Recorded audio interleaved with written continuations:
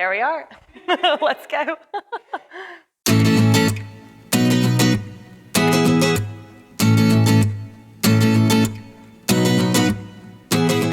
So just one word would be dynamic, because I feel like each day and each week and each month is so different from the previous in my personal life and in my professional life. And so, yeah, my life is nuts sometimes, but dynamic would be the nice way to say that, and actually what makes it fun. I'm Keli Gerken. I am originally from the US, and here at Flour Mill, I work from home for my job. And so I originally trained as a veterinarian, but during vet school started getting into public health and epidemiology, and then chose to focus in epidemiology. So I study zoonotic vector-borne viruses. And so basically these kind of diseases that livestock and animals share, and they can transmit directly, or sometimes they don't need direct contact. You can even have just one mosquito who bites an infected animal that can infect a person. And so this work ends up putting me in the kind of places in the world where these diseases are already highly prevalent. So a lot of my work has been in East Africa so far. So yeah, here when I'm not in the field there, I'm working here at my laptop and doing epidemiology type related things, also managing teams and projects and this kind of thing.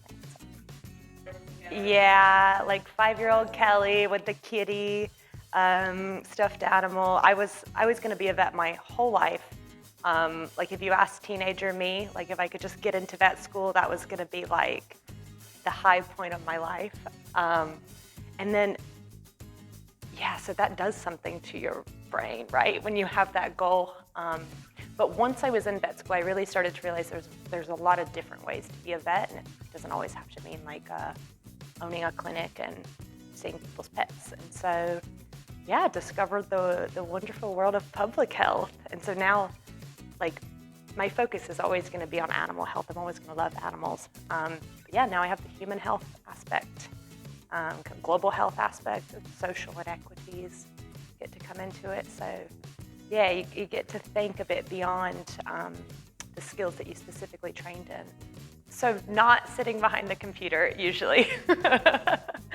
My favorite part is actually the part that's harder on my personal life. So when I have to go and travel to Kenya, so like next week I'm traveling to Kenya for quite a chunk of time, and that's hard, but being there and being with the like teams, like kind of on the ground, looking at the settings that we think these diseases occur in, and you hear different people talking about how they think the system works, and everyone kind of combines their perspective, and then you generate new ideas and hypotheses, and just seeing how this all works with people from very different backgrounds, very different upbringings, all coming together for the same question. It's so cool to watch how that happens. So I just started doing a PhD, because before in the research I was just using my veterinary degree from the US and some postgraduate training. So now I've taken another leap to do independent research. And in this PhD, I've started to bring in more mathematical modeling. And so I had a good understanding of like basic epidemiology and how to investigate an outbreak and understand disease and how to collect that data. But now I'm taking it a step further and being able to project into the future using the data that we have. How can we plan for the next big thing? And so you can use that data and do all kinds of mathematical projections. So that's been a very steep learning curve. And that's actually what brought me to the UK. My biggest achievement, I think I felt it coming like over the last couple of months. I think I'm just starting to get confident in this field, where I'll sometimes like think I know something, and I'm starting to get where my opinions and the way I can speak about certain challenges is, how can I say, like, recognized. And so I think getting to that point where I'm starting to be recognized for my knowledge is a huge achievement. It kind of goes beyond like degrees or any laters I'll continue to get after my name, but it shows that I'm like starting to carve this little space out in research and in epidemiology for diseases that I think are important. So yeah, I feel proud of that. I hope I keep digging. I have 2 younger sisters, and so I have so much advice. I have too much unsolicited advice sometimes. But since you asked, Rebecca, my advice is if you find something, an opportunity that is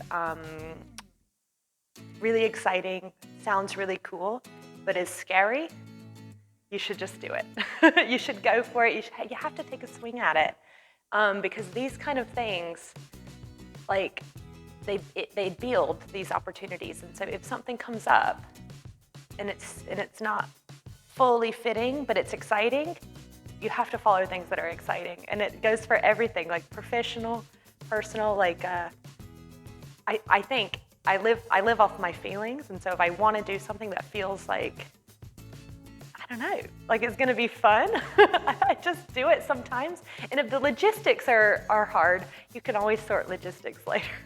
But you have to just keep going for things that are exciting, because like I think it makes life rich, actually. And then once you get used to that and you get over that fear, it keeps going. And I think, yeah, it's how I ended up where I'm at, because it's definitely been scary sometimes.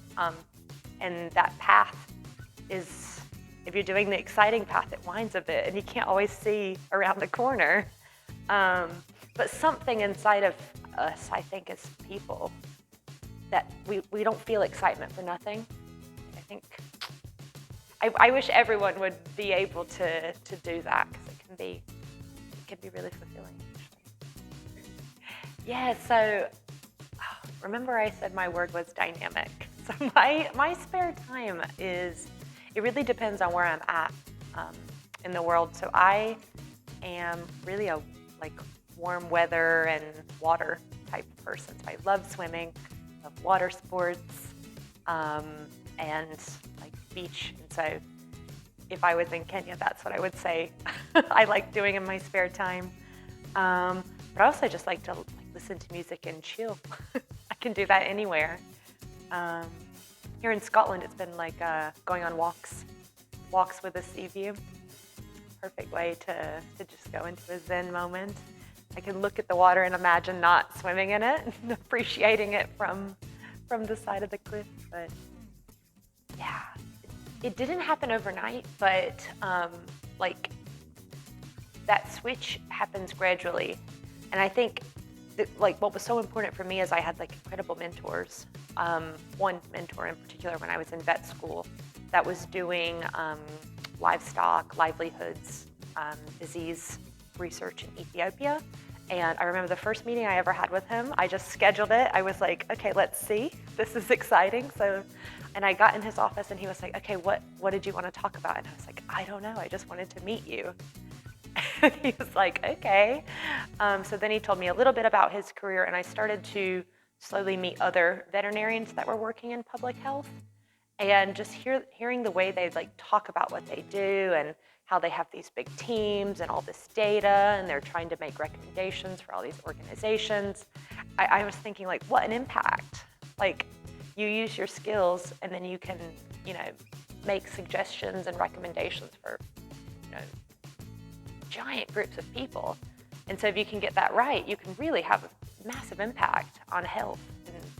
And that it didn't just have to be animal health, it could also be human health, because those skills are translatable. So as I started to meet people and see that, then I started to just seek my own opportunities. And then again, it came in because it was scary, because I didn't know. I remember people would ask me, what is your job gonna be? And I would say, I don't really know, but something to do with this. And even in the last year, everyone had jobs lined up.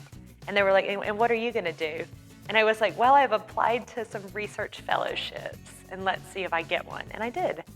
And I don't know what I would have done if I didn't get it, but that keep trying thing, I think you have to be in that mindset when you're on this atypical path, because you don't have someone's career to model exactly after. That's why my advice is to to go for it. Yeah. Let me come out of this seat because I'm having trouble talking to you as like an actual person. Right. I'm like still a bit robotic.